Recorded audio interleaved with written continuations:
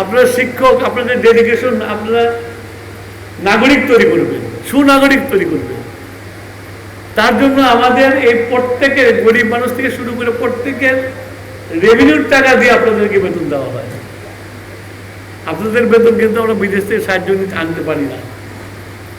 আপনাদের বেতনটা কিন্তু আমাদেরকে রেভিনিউ বাজেট থেকে আনতে হয়। আর সেই রেভিনিউ এখনকার সিস্টেমে একটা রিক্সাওয়ালাও কিন্তু ট্যাক্সও দেয়। ট্যাক্সের বেসটা এত নিচে চলে গেছে। আমরা এবার বাজেট করেছি, আপনারা জানেন। আমি জানি না আপনারা কেউ বাজেট দেখছেন কিনা, দেখা উচিত আপনাদের। সেই বাজেটে আমরা চেষ্টা করেছি যে মার্জিনাল মানুষ যারা আছে, যারা মডারেট লোক আছে, যারা হাম্বল লোক আছে, তাদের উপরে যেন ট্যাক্সের বোঝা না বলে আমরা ট্যাক্সটাকে উপরে নিয়ে আসছি, যাতে আপনাদের উপরে কোনো বোঝা না হয়। কিন্তু সমস্যাটা হচ্ছে হলো, আপনাদের রিলিফ দেওয়া হয়েছে, এমনকি যে বিদ্যুতের বিল বাড়িয়েছে কয়েকদিন আগে। আমি যারা 75 ইউনিট পর্যন্ত বিদ্যুৎ ব্যবহার করে তাদের কোনো দাম বাড়াই নেই। আর আমি জানি গ্রামে যারা বিদ্যুৎ ব্যবহার করে তারা 75-এর বেশি ব্যবহার করে না, সেজন্য সেখানে দাম বাড়াইনি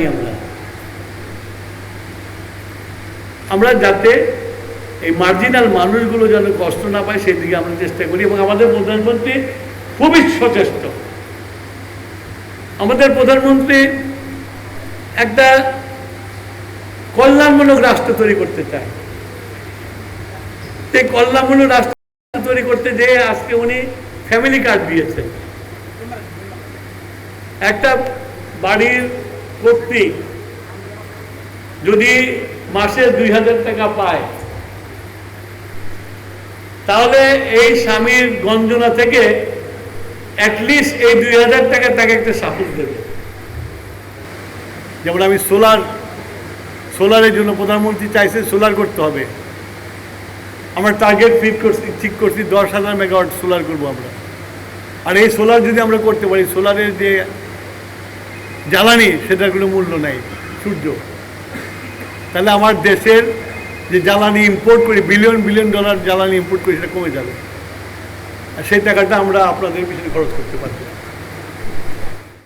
নলকূপও যেমন কৃষিকাজে লাগবে, তেমনি পারিবারিক কাজেও নলকূপের একটি গুরুত্বপূর্ণ ভূমিকা রয়েছে।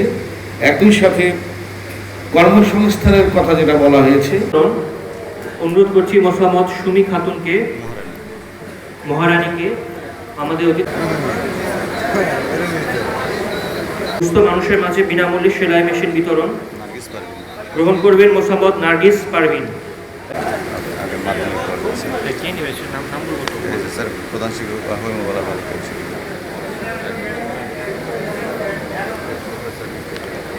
এরপর আসবেন প্রধান শিক্ষক মহোদয়।